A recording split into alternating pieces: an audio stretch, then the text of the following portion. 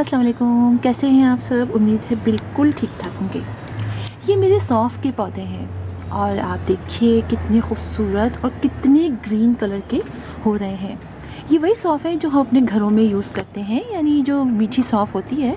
मीठी सौंफ का मतलब स्वीट फेनल जो होती है, जो इस तरह की सौंफ होती है जो हम अपने घरों में यूज़ करते हैं, ये उसी के पौधे हैं। और बहुत इसी तरीके से हम इनको घरों में लगा सकते हैं।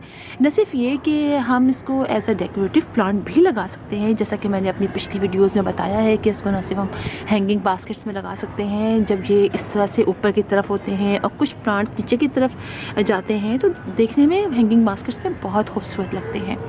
और इनको लगाना बहुत आसान है, आप इसको किसी भी तरह की सॉइल में लगा सकते हैं, बहुत ईज़िली ग्रो कर जाते हैं। और जब इनके ऊपर सौंफ निकलती है तो वो जो सीन होता है वो भी बड़ा खूबसूरत होता है, बहुत खूबसूरत से उसमें फ्लावर्स, मतलब एक पूरा बंच सा निकलता है, उसमें सौंफ लगी होती है। और जो वो ग्रीन कलर की जो सौंफ, आप स्पेशली ग्रीन कलर की जब खाएँ तोड़ के कच्ची बहुत ही मीठी होती है। अच्छा, इसके लीव्स जो है ना, ये भी इस्तेमाल किए जाते हैं। आप देखिए कि इसके जो पूरे लीव्स हैं ये भी हम यूज़ करते हैं। घर में अगर आपके पास सौंफ ना हो और आपने कुछ सब्ज़ी बनानी है और उसमें सौंफ का जायका आने के लिए आप इसको यूज़ कर सकते हैं। वैसे भी आप अपने किसी सालन में, किसी सब्ज़ी में इसको यूज़ कर सकते हैं, बहुत अच्छे लगते हैं।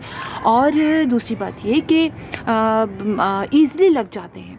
आप ये सौंफ, जैसे कि मैं आपको बताऊं, बहुत इजी तरीके से लगते हैं। आपने कुछ भी ऐसा कोई नहीं है, कोई सी भी मिट्टी आप ले लीजिए, उसमें सौंफ के आप, जैसे ये मेरा पॉट है, ये छेंज का पॉट है, आप छेंज के पॉट में 6-7 पौधे लगा लीजिए। सिर्फ आपने करना है क्या है, आपने इसके सीड जो है वो देख के थोड़े फासले पर, चाहे 2 डाल दें, चाहे आप ज़्यादा लगाना चाहते हैं खूबसूरती के लिए तो आप 6 डाल दीजिए, 7 डाल दीजिए। बस आप इसको प्रेस कर दीजिए ऐसे करके, और ये थोड़ी सी मिट्टी इसमें आप इसको दबा दीजिए।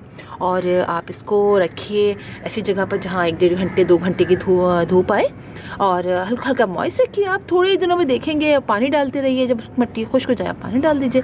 थोड़े ही दिनों में देखेंगे आप, 5-6 दिन बाद ही आपको इसके अंदर इसके प्लांट्स निकलने लग जाएंगे। और अगर आपके पास जगह ना हो, जैसे कि अक्सर होता है कि जगह नहीं है हमारे पास, हम क्या लगाएं, तो आप अपने किसी पॉट के साइड में लगा लीजिए। एक तो बहुत खूबसूरत लगेगा, इसका लुक बहुत अच्छा होता है और बहुत अच्छी तरीके से, यानी आप समझिए ग्रीन्स आपके घर में मिल जाएंगे। आप इसके पत्ते खा के देखिए, बड़े मज़े के मीठे से होते हैं। और बस जैसे कि मैंने आपको बताया, आप इससे कीजिए और मिट्टी डाल दीजिए और पानी डालते रहिएगा, थोड़े दिनों में आपके पास से निकलने शुरू हो जाएंगे।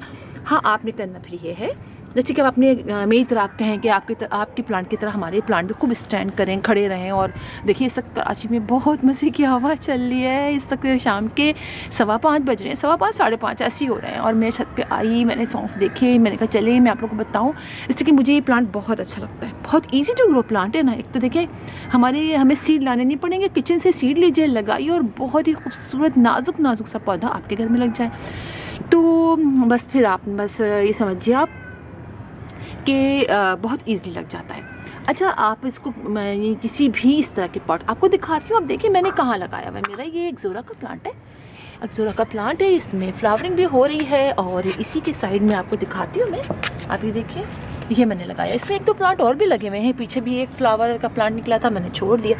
आप देखिए कि इस तरह के इसकी कि आगे की तरफ गए हुए हैं। तो मैंने बताया था कि क्योंकि आपको चाहिए कि आप बहुत अच्छा इसमें आप प्लांट भी स्टैंड करते रहें, तो आप हर 10 डेज़ बाद इसमें फर्टिलाइज़र डाल दीजिए, गोबर की खाद का, कंपोस्ट का। NPK डालना चाहते हैं, वैसे मैं कहूँगी कि NPK वगैरह आप ना ही डालें तो अच्छा है, इसलिए कि देखिए गोबर की खाद ईजिली मिल जाती है।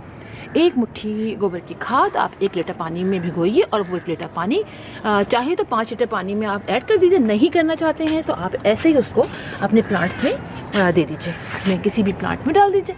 अभी देखिए, तो इस प्लांट में इतना खूबसूरत हो रहा है। इंशाल्लाह फ्लावरिंग होगी तो मैं आपको ज़रूर दिखाऊंगी। और चलिए मैं आपको दिखाती हूँ, मैंने बहुत सारी जगहों पे लगाया हुआ है। एक जगह और दिखा देती हूँ आपको, चलिए यहाँ देखिए, यहाँ देखिए, ये देखिए, यहाँ पर भी एक पॉट में मैंने कितने सारे प्लांट लगाए। तो अगर मिट्टी अच्छी हो, आप वक्त पे फर्टिलाइज़र डाल रहे हो, तो आप एक पॉट में बहुत सारे प्लांट लगा सकते हैं। ये बैगन का है, जिसमें आप देखिए मुन्ने बैगन बनने लग गए हैं, साथ में ये प्याज लगाया हुआ है, साथ धनिया है, और साथ ही आप देखिए ये मेरा बहुत ही खूबसूरत सा सौंफ का प्लांट भी लगे हुए हैं। ये देखिए आप बिल्कुल खड़े हुए हैं ना, ये देखिए कितने खूबसूरत हो रहे हैं। तो इस तरह से आप अपने किसी भी पॉट में लगा सकते हैं। बहुत ज़्यादा इसकी गहरी रूट्स नहीं होती हैं, आप 2 लगा लीजिए, 3 लगा लीजिए, 4, 2 सौंफ के दाने डालेंगे आप, दोनों मेरे ख्याल जर्मिनेट हो जाएंगे।